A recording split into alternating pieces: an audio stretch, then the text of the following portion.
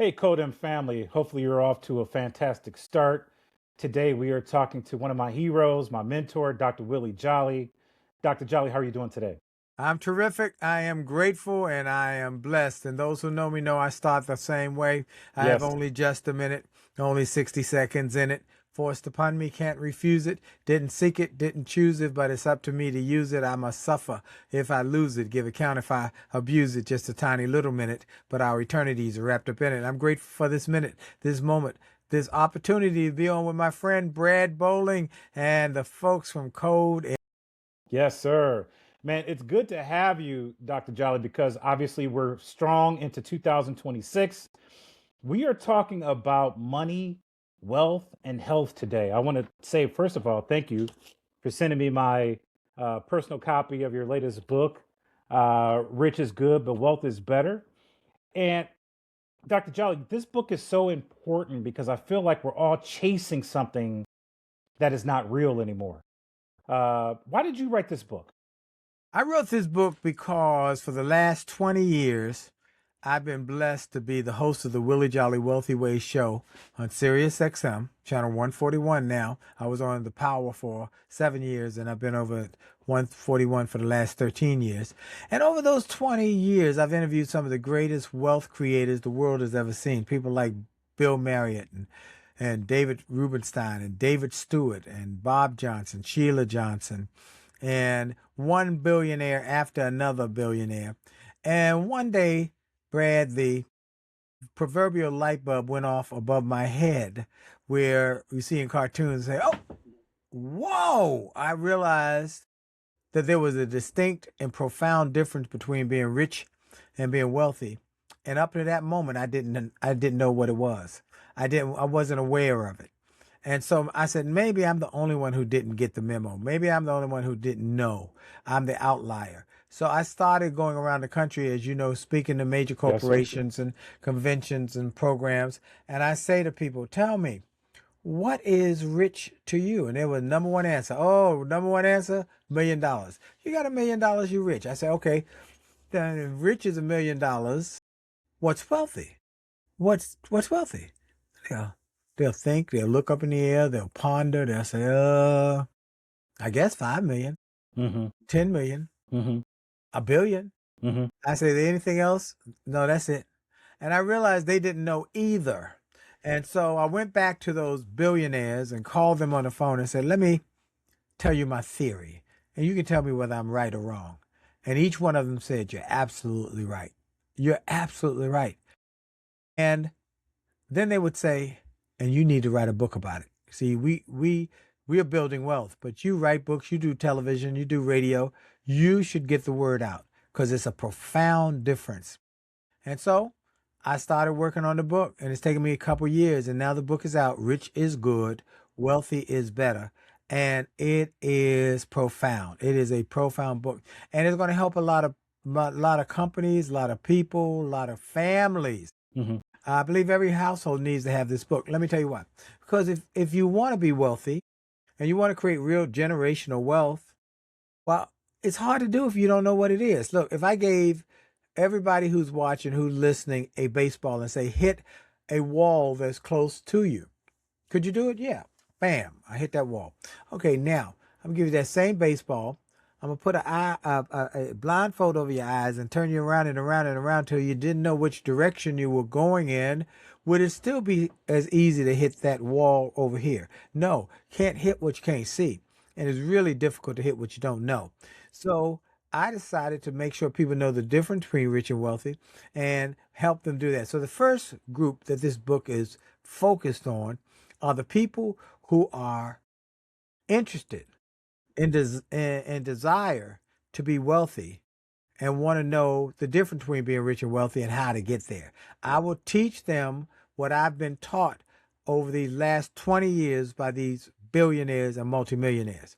That's first group. Teach them how to get to wealth and what wealth is. Second group, though, Brad, is all the people who have worked hard all their lives, scrapped, saved, sacrificed, scrimped to create a nest egg, but they're concerned that their children will not be able to take care of it. Or, as one man said to me, after reading the book. He said, Dr. Jolley, I'm ordering 10 more books because my biggest fear is that my children will not treat my money like I treated it. And they will try and go through in months what it took me decades and decades and decades to build. So what I decided was to buy everybody in my family a book, children, grandchildren, everybody in the family, and let them know that until you read this book, you will not be in my will. Yeah, but I'm listening to you and I'm thinking about my childhood. And of course, we talk to a lot of people because we're both in media and we go around. And so when I take a look at Generation X, my generation, we all felt like we grew up wealthy. Both parents, worked. My father was not rich, but we had enough. And we grew up and we felt like we were wealthy. And we also felt like we were rich. We lived in a suburb, couple cars, cable TV, and we had weekends with family. Today, everybody feels broke. So this book is so important right now, Dr. Jolley, because people are chasing something I don't think they'll ever catch. But you teach us how to rekindle our love affair with self. That's what your book shows us how to do. Is sometimes you have to be happy with what you have. And your Well, book teaches that. well, my book teaches us that wealth starts in your mind and it's a Yes. mindset. Yes. And unfortunately, most people think they're wealthy and they're not.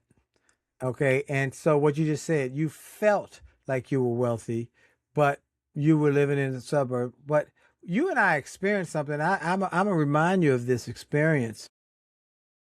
I was in Cleveland for your big anniversary. Yep. I came to speak. Yep. And myself, Ben Crump, and others. That was Friday. I was scheduled to stay till Sunday to speak at a big church. Saturday, you took me and my wife to a nice restaurant. Yes. While we were there, don't say the guy's name. I'm not. One of the star players from the NFL. Cleveland Browns. Cleveland Browns. We was ran walking through the restaurant. Yes. Yeah, I stopped him. And you stopped him because you knew him and da-da-da. You invited him over to the table. Yes. This is a profound, and you're the only one who was actually there to confirm that this happened, like I'm about to tell you it happened. I know exactly where, but you know where I'm going. I do. And you said, young man, star football player with the jewelry around his neck and, with the entourage. He had an entourage, did he not? Yes, he did. All right. And you said, this is Dr. Willie Jolley. He teaches people how to create wealth. Yes. And the young man said, I'm already wealthy. I'm already wealthy. Did he say that? He did. All right. He did. And we chatted for a moment. He said, but I guess I can learn how I can get more wealth. I gave him my card. I said, let's stay in touch. He left. And from that moment, I said, I don't know his finances, but I can bet you dimes to dollars he's rich. Right. Thinking he's wealthy. Right. Okay. But he's not wealthy. He's rich. And that's good. Rich is good. Now let's look at this. This young man got a contract with the NFL team to play professional football. He makes millions of dollars to do that. He goes to training camp. He runs up and down the field. He gets hit by opposing players. And at the end of the game, he leaves, and hopefully he still has some of those millions left. Correct. And haven't spent them all up. On the other hand, the owner never ran up and down the field. He never sweat. He never got hit by an opposing player. He sat in the owner's booth. He sipped his favorite beverage. He ate his favorite food. And when the game was over, he left as a billionaire. And when that young man on the field is no longer productive or gets hurt, he will either get cut or he'll get traded. And they will replace him with another young man who they'll give millions of dollars to play. And they'll keep doing that for years and years and years. And that owner and his family will own that team for decades and decades and decades. You know why that resonates with me? Because when he left the table, you said he's not wealthy. Right. And for the first time, I can see after reading the book and, of course, knowing you, I knew exactly what you meant. Tell our audience why he's not wealthy. Yeah, because the difference between being rich and being wealthy, folks, here's the basic premise of the book, is that rich is the result of money you earn from what you do.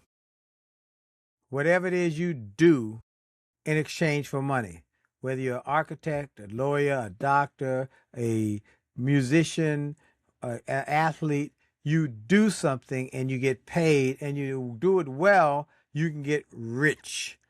Wealthy is money you generate from what you own. And you usually get rich doing what you do during the day. And you get wealthy while you sleep at bed at night by what you own. That's it. That's it. That's it. And here's the thing. Many people say, well, I can't own an NFL team. I can't own a this or that. But everybody can own something that generates money. What I talk about in the book, you've read the book. The book, Yes, I sir. talk about normal, everyday people who became wealthy, like Mary Ellen Pleasant, who was a domestic worker, cleaning people's homes and washing their clothes in the 1900s. She never made more than $6,000 per year. But when she died, she had a net worth of over $2.7 million Wow. because she lived below her means and she invested the money in stocks, bonds, real estate, rooming homes. She invested the money and let the money work for her. Another story is a legal secretary back in the 1960s who worked at a law firm. The lawyers would come out and say, here's my stock pick, call my broker and get this stock. And she'd make the call, she'd give them the order. And one day she said over lunch to the lawyers, why do you do this? Tell me about this stock thing. And they explained to her and started teaching her about stocks. She never made more than $45,000 a year as a secretary, but she started living below her means and investing in stocks, that those same ones her bosses were investing in. When she retired, she had a net worth of $8.7 million. Folks, it's not that you all have to be rich. In fact, everybody's not going to get rich. Everybody's not going to get rich. The Bible says the poor will be with you always. But anybody who does these things I write about in this book can create wealth. So I want to remind everybody that you're in our November issue of Code M, because we did a breakdown of the book and we had you in the magazine in November. We are going to put that link in the podcast. We also will put a link to your website if they want to, because I know you've written more than one book. If they'd like to just investigate who you are, a little bit more about some of the work that What I you've done. recommend, go to Rich is Good, Wealthy is Better. There are free chapters you can download. We give big chunks of the book away free because we want people to learn about wealth and how to get there. So just go to richisgoodwealthyisbetter.com, richisgoodwealthyisbetter.com, or go to winwithwillie.com, which is my number one site, which is my main site, and you can get access to it there, winwithwillie.com. Yeah. And so the reason this conversation is so important is because so many people are being laid off and impacted by high inflation, reduced income, food is higher. And, Grant Cardone always says your earned income should not pay for your lifestyle. Your assets should pay for your lifestyle. So what he means by that is your paycheck should not buy the Porsche. Your paycheck should not take you to Dubai.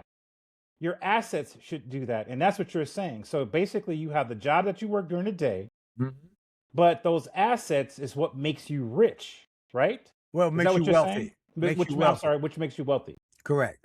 That's exactly what I'm saying. And anybody can buy assets. Some people say, well, they discriminate against me because of my color or whatever.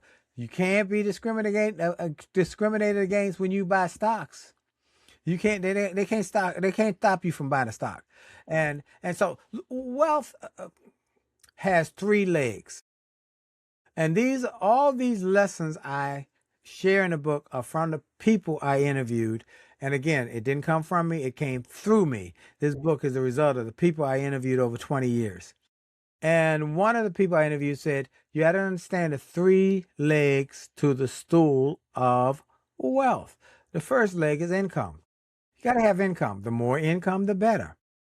The second leg is investments. Take that income, live below your means, and there's a margin. Invest that margin in investments. And in the book, I talk about the 8 options for investing, 8 streams of income. Everybody should have at least 2 of those 8. 2 Okay. out of those 8 you need.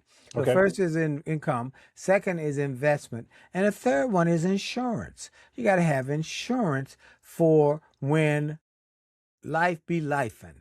Okay, man, life will be lifing. And so whether you had a illness, whether you had a fire, whether you had a auto accident, whether you have a issue with someone you lost or loved, have insurance so that you will not have to siphon off money from your savings and your investments to pay for that crisis. Let the insurance company take that hit.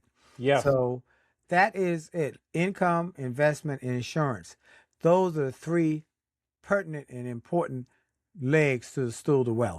Dare I say that insurance is the great equalizer in the Black community. If we purchased insurance, our race literally could get, the bump that it needs to get to where we need to be, so that we can make better purchases, make better financial decisions. It's definitely one of the equalizers, because there are cultures who I have studied who do 2 things. One, they get insurance on babies when the babies are born, and they get it really cheap, and they buy the insurance and they just let it sit, and it, because of compound interest, it grows over time.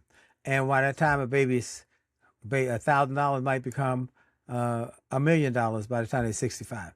There are cultures who buy insurance on the elderly, because everybody gonna die sooner or later. Everybody. Now, is this whole? Is this term? Is this an annuity? What kind of insurance they are you usually recommending? buy some sort of insurance, and I don't want to give advice. I don't know which one it is, because I'm not a financial planner. I just know they buy insurance for their elderly. When the elderly dies, they take that money and they invest it in a business or some real estate.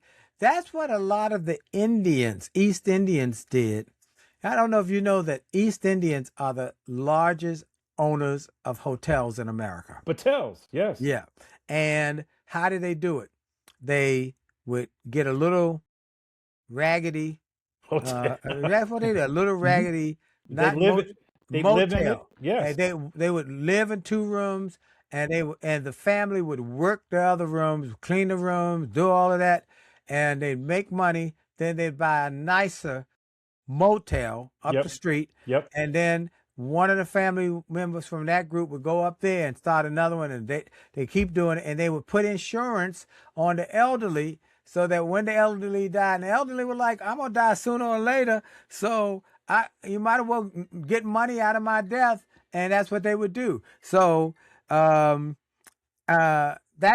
what we got to learn, how to play the insurance game like they did. Wow, Dr. Jolley, that's fantastic. So I want to digress a little bit, and I want to just talk to you a little bit about, who are you? Where did you come from? What made you become one of the top 5 public speakers in the country? By the way, if you like what you're hearing, please subscribe to the channel. So Dr. Jolley, you are one of the country's top 5 public speakers. How did that happen? Well, I was a nightclub singer, singing in dark, dank, smoke-filled nightclubs, singing songs I hated, but I kept singing them. One day I went in, because they were paying me. One day I went in, they said, we've made a change. we bought a karaoke machine. I didn't know what a karaoke machine was, but they said it was a lot cheaper than live entertainment. All right. I was devastated. What? I didn't know what to do. I was devastated. Someone gave me a cassette tape. On that tape was a motivational message. And the guy said on the tape, in 5 years, you'll be the same person you are today, except for two things: the people you meet who inspire you and the books you read that empower you. Wow. What? And I started reading positive books. I read a book called Think and Grow Rich. And the premise in that book is wherever there's an adversity, they're at the same place, a seed for a great opportunity. I took a job with the school system as a drug prevention coordinator, talking to little kids about staying away from drugs. From the little kids, the teachers would say, could you come to my teachers group? Someone there would say, can you come to my church? Someone there would say, can you come to my company? One day, Les Brown, the great motivator, heard me speak and sing and invited me to be the opening act on his Music and Motivation Dream Team tour. And that tour consisted of Les Brown, Billy Preston, Gladys Knight, and this little guy who was from Washington, D.C., who could speak and sing. And That's that awesome. led to Les and Gladys introducing me to radio people. Got a little radio show, got popular, got syndicated. You can hear me across America every day on Get Up Mornings with Erica Campbell at 8:20 Eastern, 7:20 Central. That led to XM. And I've now been on XM for 20 years. And I now have the #1 self-help show in America. Channel 141 airs Saturdays at 4 o'clock, re-airs Tuesdays and Thursdays at 6 p.m. on Channel 141, Eastern Time, by the way. And then that led to iHeart and them picking up my show and turning it into a podcast, which is now in the top 5% of top podcasts globally. That led to a publisher hearing me on the radio, calling my office and say, I've been listening to you on the radio. I like your ideas. And we want to see about having you write a book. And I said, okay. And they made me an offer. I said, that works for me. So my first book came out. It only takes a minute to change your life. Over 1 million copies worldwide. Then A Setback is a set up for a comeback, global bestseller. There you go. Then turned setbacks into greenbacks, became another bestseller. Then An Attitude of Excellence, another bestseller. And then a book I wrote with my wife, one of the top marriage relationship books in America, Love Make it. Love, Make Money, Make It Last, 10 Secrets to Shape a Great Marriage. And now the new book, Rich is Good, Wealthy is Better. Yes. Well, all of that. And then in 1999, I was named one of the top 5 speakers in the world by Toastmasters. In 2005, I was inducted in Speaker Hall of Fame. 13, named a legend of the speaking industry. 16, named one of the top 5 leadership speakers in America. And then 2 years ago, I was given the highest award in the speaking industry, the Cavett Award. And I'm the first African-American man to get that award. And that's like the Heisman or the Oscar. And it all happened because I had a setback. But I didn't let the setback stop me. I let it grow me because I listened to mentors. Look, there are 2 ways to get to any goal: mentors and mistakes. Yes. Now, both will get you there if you don't give up. One, you get you there quicker, faster, with less headaches, heartaches, and knots upside your head. Get mentors, people who have done what you wanted to do. I got mentors. I got mentors who taught me not to give up, to persist, to keep going, to be positive, to read and work on myself, constantly develop myself. The greatest room in the world is the room the room for improvement. Everybody got that room, but some people close the door to that room. So that's how I got here, and now I'm very grateful that I get to go around the world speaking. I get to be on Sirius XM. I get to be on Radio 1 stations. I get to do PBS specials. I get to write books. And I get to say I know Brad Bowling. I want to throw one more at you because, when I grew up, I was told make sure that you have a mentor that you can touch and feel, and then someone you read about. And so I'm just letting the Codem audience know that you are the guy that I call when I have a setback, that I talk to when I need to be pumped up and motivated, man. And everybody should have a Dr. Jolley in their life. I mean, I can't tell you how critical it is when you have trepidation, when you have a setback, when you have it didn't go the way you expected it, when it's taking longer than you wanted to get to where you want to be, you need people around you to say, "Hey, keep going, keep Right. doing it." That's And right. That's so, right. Dr. Jolly, I mean, who is your mentor? Les Brown's a mentor. Okay. Les is a mentor. I talk to him often if I got an issue, but we're now peers. He started out as a mentor. Yes. Yes. One of my mentors is a guy named Dave Yoho. Y'all wouldn't know him. He's 97 years old, still works every day, drives to his office building that he owns. He is a mentor. I wrote about him in the book and the influence he's had on my life about money, about making money and investing the money, about making the money work for me. Regular people work for their money. Wealthy people make their money work for them. And Yes. so he is a mentor. I got a lot of mentors. General Colin Powell was a mentor. Really? Yeah, we'd have lunch and he would inspire me and empower me and push me, and he'd tell me, you got to do better. You got to do better on this. You got to this, that, or the other. You got to do better. So sometimes mentors are tormentors. Okay. Right. Right. Right. So I've got quite a few mentors. That is outstanding. So we're in 2026. I know your book just came out. I also know every time I call you, you're in an interview. I'm on an interview. Yeah, I've you're in an done interview. I've done about 50 in the last 30 days, and we Wow. got many, many more coming up. Because not only am I the author of this book, which is, I'm telling you folks, this book, every house needs this book, every home needs this book, every family needs this book. But I'm also the publisher of I'm the company. I'm the owner and the CEO of the publishing company that produced the book. And there are a lot of challenges with that. But I decided after I've been with every kind of book deal. I've had major New York bestsellers and so forth. But my last book deal I had with a company, and I had learned a lesson from Stephen Covey, Seven Habits of Highly Effective People. We were in Australia together, and he said that book initially didn't do that well. And then he took the book, made postcards, and sent them to CEOs about the book. And 50 million copies later, Wow. it worked. So I called the marketing lady at the publishing company where I was signed with my Attitude of Excellence book. And I said, I need postcards to send to CEOs. And I need them to be bright and buoyant. Well, when I think of a postcard, I think of a card about the size of this legal pad. I mean, they got to be big. I Right. always send out big stuff, easy to read. This girl sent me this little teeny weeny 5x7 postcard. I said, I get it now. She doesn't know what she's doing. So he probably just hired her right out of college. And she says she can do graphics and but she doesn't know how to sell books. Why am I giving them so much of the profit chunk of of the the money. book? Right. And I'm doing the work. And I know more than they know. Or I definitely know more than this girl knows. And so I said, why am I doing that? I said, Right. no mas. Okay, the only difference between me and them was they knew some things I didn't know about distribution and getting them in channels. So I hired somebody to teach me that. Okay, I can hire somebody or I can pay somebody, but I run the ship. I make the decision, and it fits right into my principle of riches, good, wealth is better. Because Quincy Jones, I quote him in the book. He said, "If you're a musician and you don't own your publishing, you're just a hired hand. Wow. You're a recording artist and you don't own any of the publishing.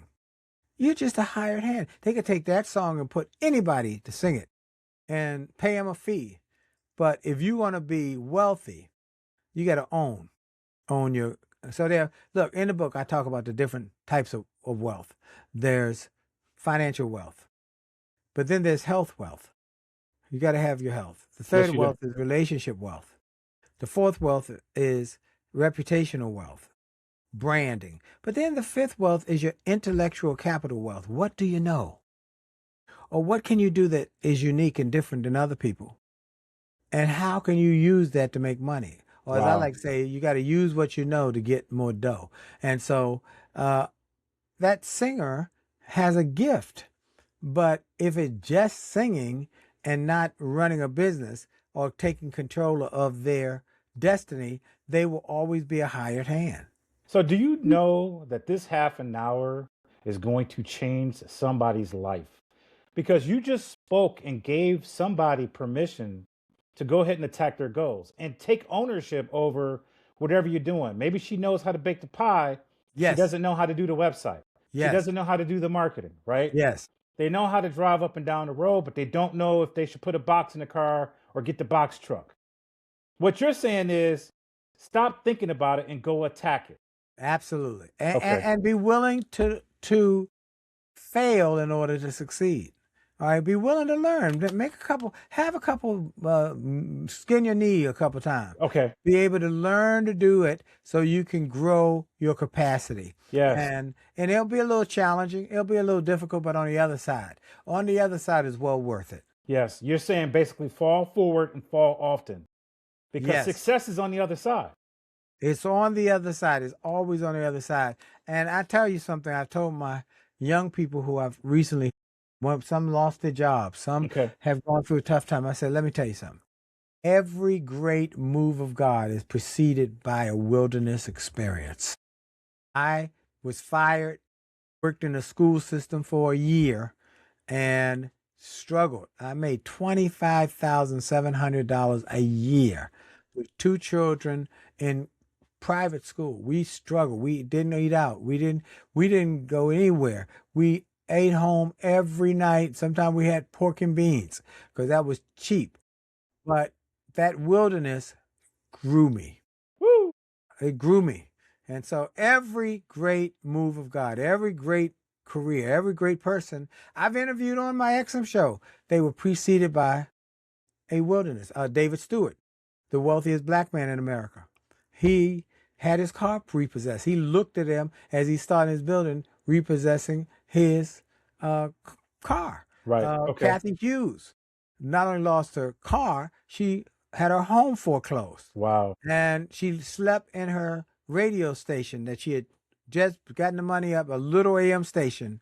She slept there for 2 years on a little bed to be able to stay in there, Become who hanging she is. Right. and now she's the wealthiest black woman owner of a media company. Oh, a second wealthiest because Oprah owns Right. Harpo. Right. Harpo. But she is a wealthy radio. No one else has a radio conglomerate like Right. her. Right. Radio One and TV Wow. One. Wow, All man. right. That So is don't fantastic. let the wilderness scare you, folks. It's what you grow through it. Not just go through it. You grow through it. Dr. Jolley, I promised you a half an hour. It's a half an hour, man. Love talking to you. Thank you so much for coming on. Again, we will put all the links into the podcast if Rich you is want to good, go. Yes, wealthyisbetter.com, everybody. Rich is good, wealthyisbetter.com. Go yes, get some of the yes. free chapters. We loaded up chapters for everybody. Go get it. Yes, sir. You enjoy the rest of your day, and we will talk to you soon. Thank you, Code M, and best to you and Bilal for the great work you're doing to change the world and make a big difference in people's lives. Thank you so much. Thank you.